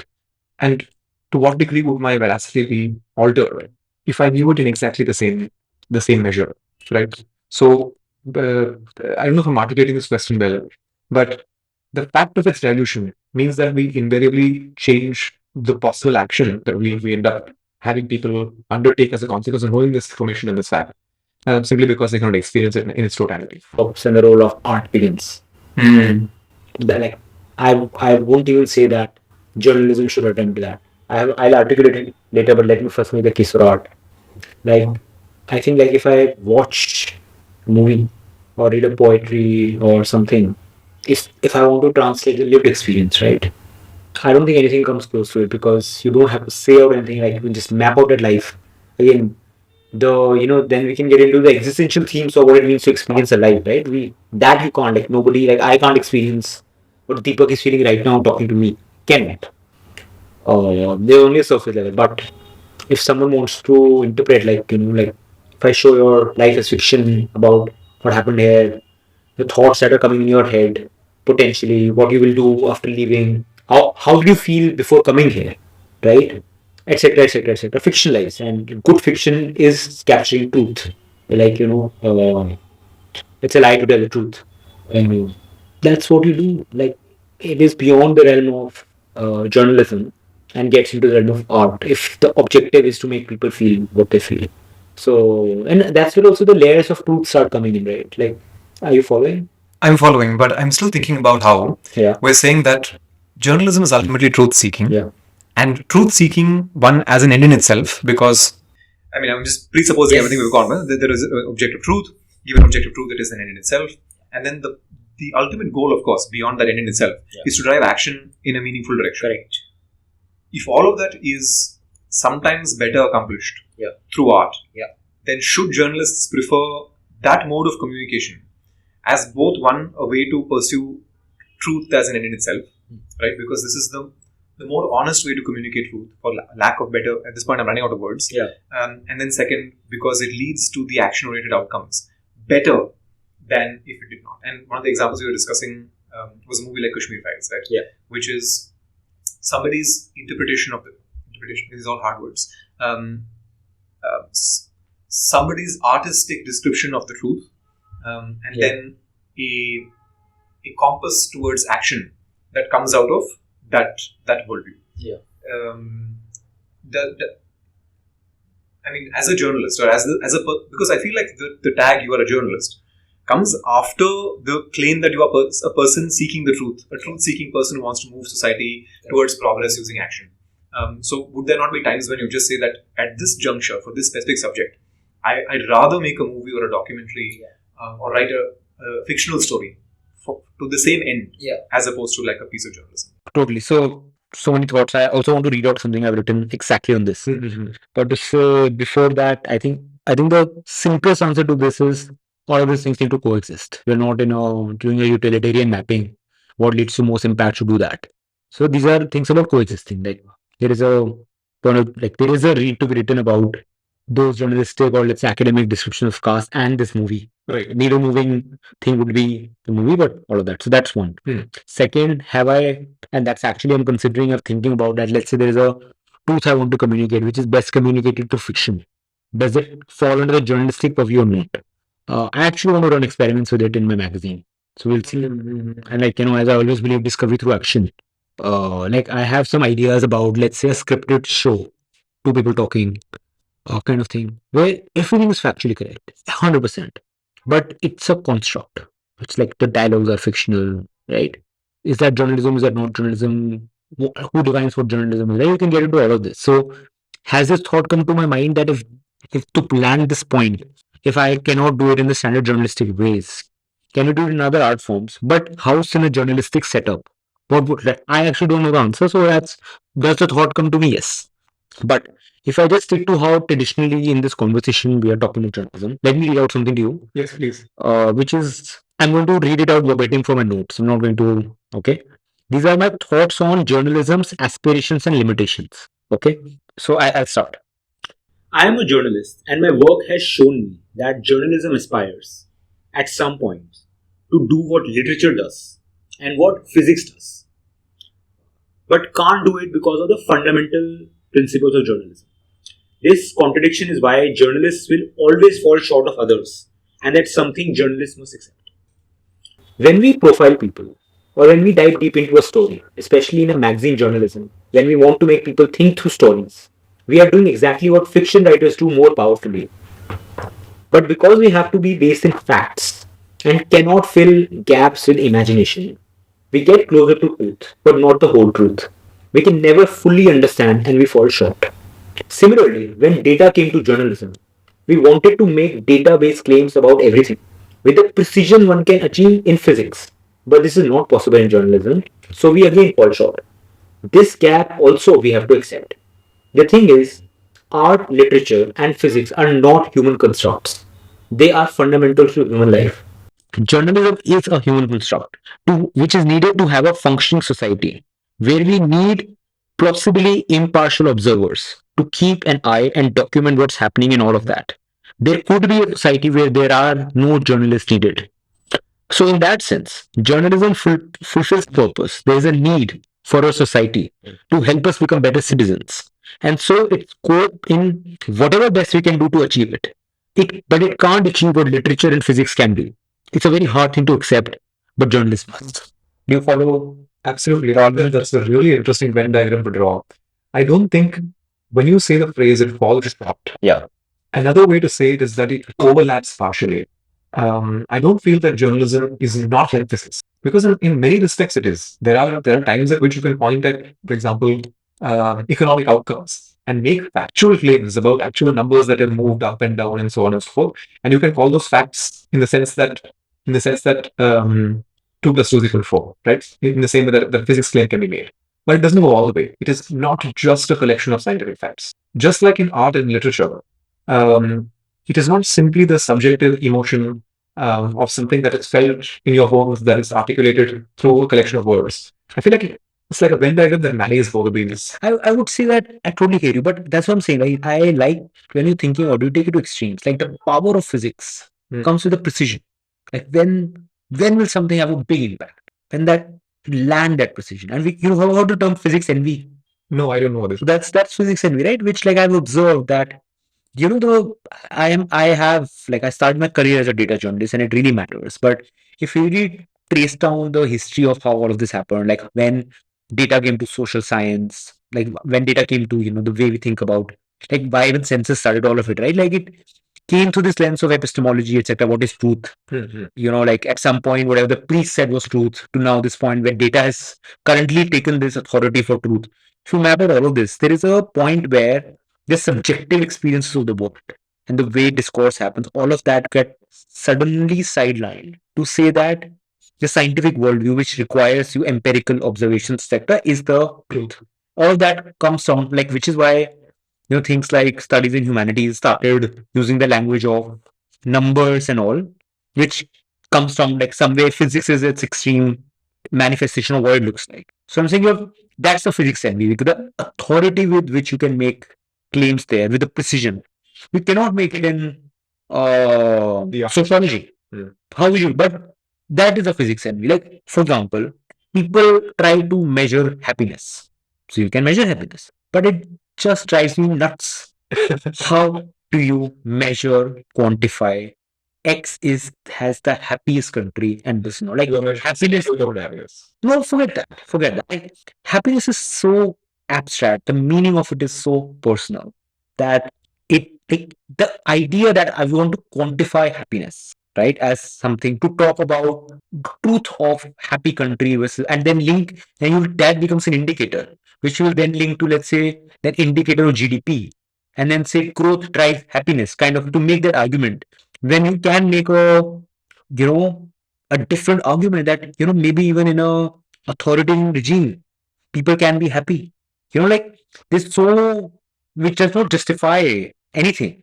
When I'm saying this ideas about what considers truth, etc., it's a lot of that's physics envy that you need that precision. So if you take it to the extreme, that is what you want. And same with art. That the art that makes you feel more vividly, that actually moves you. Right? It's there. Like it just does It's the most articulate way that will make you cry or make you will, right? So journalism has both aspirations, but it falls short of both at one point. So the impact that comes from either in their own ways, we are adopting from it. And in so that, the yes, there is no impact overlap. that comes from either in their own ways. Take this frame. I just have to accept that a filmmaker, right, will any day, like a good like film that touches something, will have a disproportionately more impact than my deeply reported investigative piece. It cannot happen. Same with like something that some scientific fact that will change the world, etc. My thing can't. So my whole argument came from that lens that like we have to tell truer stories, etc. So we adopt principle. That's what like we also have a timeline, right? Like all of those things matter. The journalism is not doing infant like it's timeline matters for us. Correct. Yes. Yeah. I cannot be on Yeah. Scientific enterprise is not specifically timeline driven. correct. Yeah. So I'm saying all of these things matter. So my argument is you have to accept that given you're trying to be both in some aspects to level up your work, beautiful things will emerge, but we always fall short. And in terms of truth seeking value, Yeah. all three enterprises, Yeah. the arts, Yeah. scientific enterprise, Yeah. and journalism, do not waver. Right? In that, all three of them can be truth seeking. Yeah, art can be producing also, correct? Correct. 100%. But just manifest differently. Correct. Yeah. Process. So, yeah. It's a process. Yeah. Yeah. Yeah, this is really interesting. So, just going back to the language bit, I have a question for you as a journalist, right? Which is the deconstruction quest. So, the deconstructionist claim is that there is really no evidence for how something you say lands in the mind of the reader slash listener. So, let's say that you have an idea in your head. Okay, you are reporting on the number of the number of people who visited the Mahakumbh, right? Which is an important piece of news, let's say. And the idea of what you are trying to say, every sentence, every word, and then the entire article, manifests in a particular way, and it's this amorphous entity that rests behind your eyes in your brain. And you struggle your way into putting that onto paper, and the deconstructionists will claim that some value is lost already. Something about the truth of what you had imagined in your mind has been lost because you have forced it on paper. Although we cannot prove this, and we cannot even measure to what extent what has been lost, the claim is that something has been lost. Then this book is, or this article is read by somebody. That somebody is not you. They don't have your brain. They come with their own preconceived notions, whatever, and so they read. And then that reading is understood in a particular way. And this process of moving from your brain to another person's brain should theoretically have a loss of truth value. Something must break in the process. Correct. One, do you feel like this is true? Two, how do you fix for this? Because even if you say that journalism should be ultimately truth seeking, it is possible for that truth seeking end to reside in your brain, but could still fail as an enterprise in its communication. Right? First of all, totally agree. Zero disagreement that there is a loss that is happening in the process. So I think there are two aspects to it. One is which is in my control, which is that what is in my head to what I communicate to the world. And second is what happens when it goes out of my control, that is out in the world. Would that be a fair two-part breakup of the question? One is in my control because my thought to my writing, and then out of my control because my writing is out in the world. But your thoughts to your writing are constrained by language. If the language does not exist to articulate something in a specific way, then even that is not in your control. At this point, I want to avoid the whole free will, all of that. I want to put it aside because it's an easy tangent to run off into. But the simple way to look at this would just be that I don't think it is truly in your control. I think I disagree a bit here. And actually that's the point of discussion to even talk about what languages and that's actually a good way to start thinking about it for me at least, which is that there is such a if you believe, I think this is Chomsky's argument also. I'm not so well versed in the history of linguistics, so apologies if I get some specifics wrong. But I think his whole argument was this, that language, the way language is related to thoughts, like why does language exist? Like all of us, he made this argument that language is something that's hardwired into us. Like there's something fundamental about language, irrespective of whether it's Chinese or English. There's something inherent, uh, ab- abstractly inherent about language itself. There's a structure to language, which he says about syntax, etc. Which is why a kid can learn Chinese and a kid can learn English, because there's something very fundamental to it. And that fundamental thing exists to represent our thoughts. Okay. So if you take that relationship between thought and language, I would say that if I have a thought about something, It is skill to convert that thought into language. If I don't have access to the thought, which is where I was talking about, like I cannot, like for example, I think let's say the easiest example, right? falling in love, right? You don't know how to describe it. Like how it's so hard. Like how do you talk about what that is, or like your feelings for someone? It's so complicated. It cannot be boxed into I have a crush or whatever, right? It's you. If someone asks you, "Kya hai?" You don't know. You can't explain. That's why when people say, right, I don't know how to express this in words, because they're saying I feel something and I'm not able to express it. I feel when it comes to this, a lot of times it is just that there is no, I'm not talking about feeling, I'm talking about thought, especially in the realm of journalism. It's a matter of skill that, okay, you cannot. And I'm telling you it from personal example that every time it happens that I feel, okay, I think there's something I want to say about this. But I write something and I'm like, मेरे को ही नहीं लग रहा है कि ये हुआ है, right? What do you do? Then you really work hard on that articulation. And that's why and I notice patterns in my writing. What are the things people come up and say ki, like, I think I read about this, but I never understood it this way. अब मेरे को चमका है.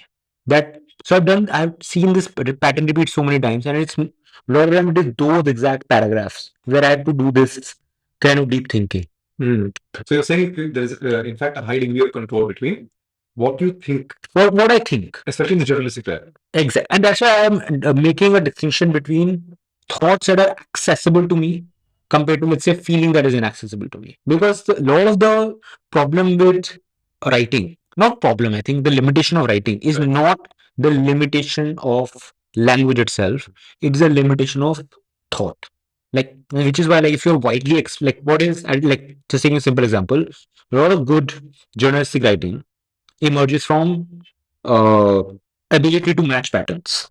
Okay, I have seen something in China and I have learned something about second law of thermodynamics. And now I'm sitting here somewhere in Delhi looking at some situation.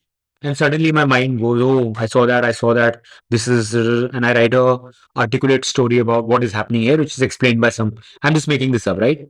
That's thought. And if the thought lands, I can say something interesting.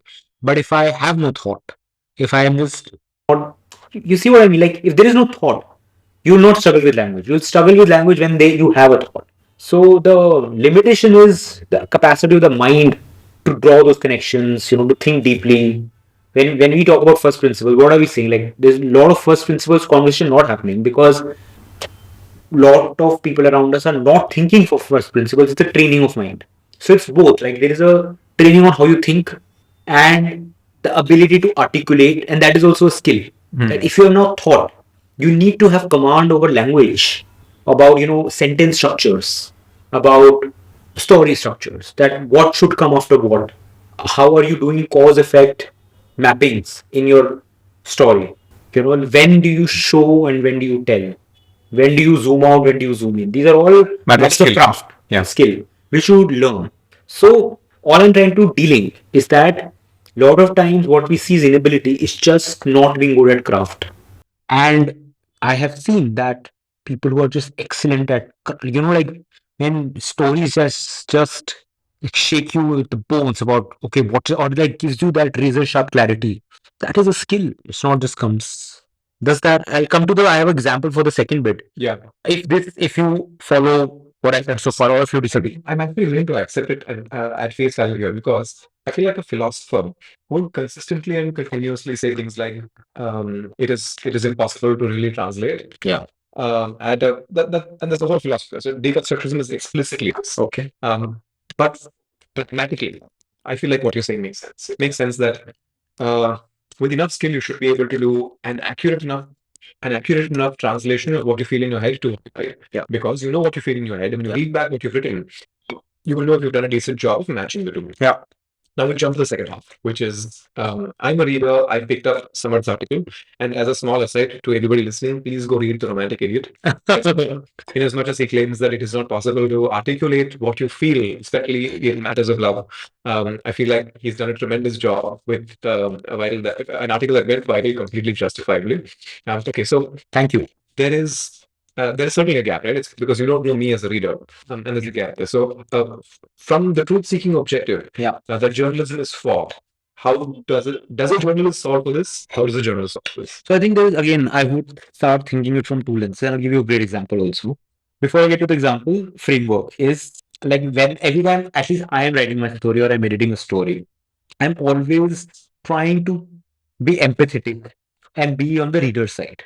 That is the job of the editor, that we are the representative of the reader in the publication.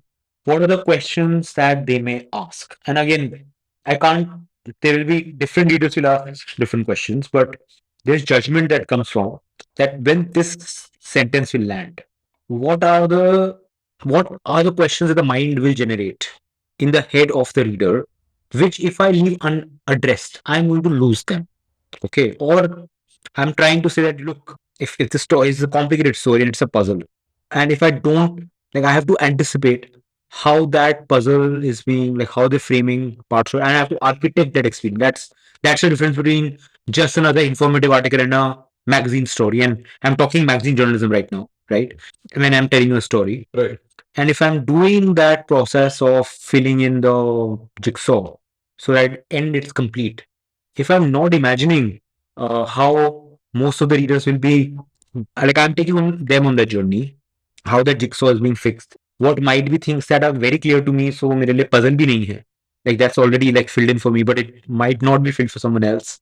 So you solve for some of these things there.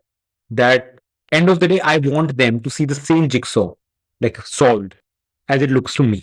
And you know what I mean? Like there is a both of like let's say I start they're on a low resolution for some question for which they come to my story to figure out they will get some data points will become high resolution. Two things can happen. A, if I'm a really damn good writer, I really anticipate and I take it to the it may not be exactly where I am because there's so much more context going on in the story, but it's good enough to a point. We're able to elevate them to approximately the same level. Approximately similar, right? And that requires that deep, like, you have to really think reader first. Like, a lot of journalistic writing fails because we don't think about readers. So, in my publication, a lot of my own writing, I'm always thinking, okay, after every sentence, what question can come up? Like, what is the point where by using a word, I have left it widely open to interpretation? So, in some cases, that's an art form. I'm saying, no, Abhi, I'm not playing the game of art. I do not want to leave ambiguity here. Be ambiguous in the poetry. This is prose, journalistic work. Don't be ambiguous. Be specific, be specific. The more vivid you get about things. So there are some skill things, craft things which you know are true. Works with most people. So I'm saying that is the control variable where you imagine the reader journey and whatever you can again skill thing, the more you understand, paint it up. That level is in your control to some extent. Again, a skill thing. I didn't just want to conflate lack of skill in someone to not being able to do what it's supposed. And yet, let's say you are at the highest level of skill, and that's where an example comes in. Do you know Michael Lewis? Okay, Michael Lewis. Have you seen Moneyball or The Big Short? Yes, I've seen it. So both are written by both are based on non-fiction books, which is written by Michael Lewis. Michael Lewis is one of my favorite non-fiction writers. Please read Michael Lewis. Michael Lewis' first book was Liar's Poker. Have you heard of Liar's Poker? I've heard the book, yes. So Michael was he worked in finance and I'm not talking about the book right now. I'm just talking about the impact, where he just basically was inside the industry and wrote about what was happening from an insider's lens. The book just went insane because no one in finance was able to show how the world of finance works. And Michael's, it was a beautifully written, like, like absurdity of the finance world was out. Michael, um, so this, I think this was in the 70s or the 80s, I'm forgetting. Liar's Poker came out. Michael's next, like when he wrote The Big Short, which was about the financial crisis. In the intro of that book, Michael reveals something which relates to a point, which is that he said, I wrote Liar's Poker in some ways to tell the world about the absurdities in the financial world. Like, it's not as, like, I am not that big of a genius as people think people in finance are. Like, and that's what anyone, like, I would also take away that. But he said, when I was reporting for the financial crisis, people walked up to me when I was interviewing them saying that, look, Mike, we read your book, Liar's Poker, and we thought, oh my God, what a fun place it is to be in finance. And they took finance jobs and then were responsible for the crisis in some ways. Right? Yeah. He said that was not the point of the book was not to motivate people to work in finance. So I am giving you the example of one of the world's, And it's not like a one hit hero. It's consistently like his books have made Right. Hollywood block. Like we're talking about that writer telling us this story. So if you have that, right? Like you know what I mean. So what I took back when I read that, and he spoke about it in interviews also, is that once it is out, it is out. Like there is meaning making, and if you go from truth to meaning making, things completely change, right? Like the action doesn't happen just from truth. The action happens based on I have already a mental model in my head, how the information that you have put in, how that connects with how I already look at the world, what part of my head it fits in, and then something will happen. So in that sense, what we can offer is an input, right? A high quality input with the acceptance that there is you don't know how someone is going to use this information, what they will do with it. Maybe someone will actually misuse it. Maybe to even to your best possibility, you have maybe the to even to your best possibility, you have articulated, you have told the truth, but its interpretation is taken out of context, all of it. So my long story, like my TLDR for this is that there are variables of control, and it is skill, it is craft, it is understanding of what we can do, storytelling, to do your best at those controllable variables. But after a point, you have to resign and let things do what they do. I want to move to the morality claim, but quickly two things on this. So one, I also feel relevance to the etymology. So word may mean something at a day, place, time, and may not even mean that at another day, place, time. Exactly. So you already written the article, at which point it's too late to go back and fix things because the meaning of the word has moved over time. Correct. Or that you have to be so incredibly empathetic that you want to be able to step into the shoes of the listener or the reader and figure out what they think the word means. So, like, it's a fairly complicated space. And the second question, which is, what are your feelings on? I want to say clickbait, but I don't want to say clickbait in the sense of uh, like scope to clickbait, right? Yeah. I mean more the building of narrative that intrigues the reader with the sole purpose of having them stay to the very end. Yeah. Because otherwise, we feel that the subject matter could be so rabid dry Yeah. that they will click out because of an attention deficit or just an information abundance. Yeah. So what is the question? How do you feel about it? I mean, how do you feel about journalists using clickbait? And I'm talking about higher quality clickbait than just like really cheap clickbait. I think the framework is very simple for me. That we are, okay, I don't have a first principle articulation of it, but I'll tell you because it's something I spend a lot of time or effort on. Creating narratives like Catherine Boo. Do you know Catherine Boo? Catherine Boo is this like epic non-fiction writer. A lot of us journalists take inspiration from her, who wrote this amazing book called Behind the Beautiful Forevers, which is about based in Bombay. If you want to understand economic inequality, what it means to what the city is, actually economic inequality in India, that is a like vividly 3 years of work in one community. That is Catherine Boo. Catherine Boo says, and she's been a magazine writer, that not doing narrative, right? I'm not quoting her, but I'm giving her a sense that narrative is hard, narrative is a skill, but not Not doing narrative effectively means leaving open the possibility that your readers will not give a fuck. So, in a way, it is, I feel, ethical responsibility of journalists to write stories in a way in an attention deficit environment where so many falsehoods, etc., or like trivia, which is not like in itself, all of those things could be like, let's say, trivia, forget falsehoods. It's not wrong in any sense of morality. To create more entertaining short form content. Like I also have fun observing that. But in a way, when we're overpopulated with information and attention is the the scarce, what's the right word? Scarcest. Scarcest resource. To say that I have a story to tell and this truth matters, it has some consequences also, let's say. And to not make the effort to make it interesting, to not make the quote unquote important interesting, to not write it in ways that make people care enough to read the whole thing, I think it is actually devoid of ethical responsibility because if you're not doing that, you are leaving all of those things to bad actors in a way because they will hijack attention anyway. A political rhetoric will any day will appeal to your visceral senses more than something that's written more factually. So, it goes both ways. Like in one ways, you get to the truth. Like I work both ways. Right? What comes first? Does the truth come first and the narrative comes second, or is thinking narratively actually gets to the truth? Right? That's a circular question you can get into. But that is how I think about it. Is I don't clickbait. It's the high quality clickbait, as I say it. Mm. I think we all must do it because otherwise you leave it to the bad actors to amplify whatever they want, and you say that I am just going to be facts. If you want to care about it, you put too much on the reader. Is it making sense? Yeah, I mean,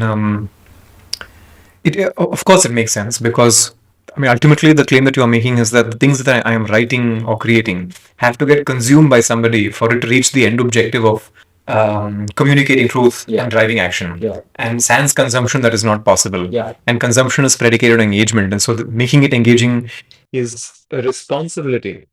His responsibility, Yes, that is placed on the creator of the content. Yes, agree. Because we are short on time, I want to end with like a question around the model claim, right? Because Yes. the quote I read right before we went off into the break ended on something that I thought was like really interesting. You said change drives progress Yeah. toward a more just society, and that is the ultimate moral compass. Yeah. And I'm not going to push back on this. One, because we're like short on time. But two, I think that this deserves a podcast in itself, right? Like just like a moral compass claim means this is like honey to my ears, you know.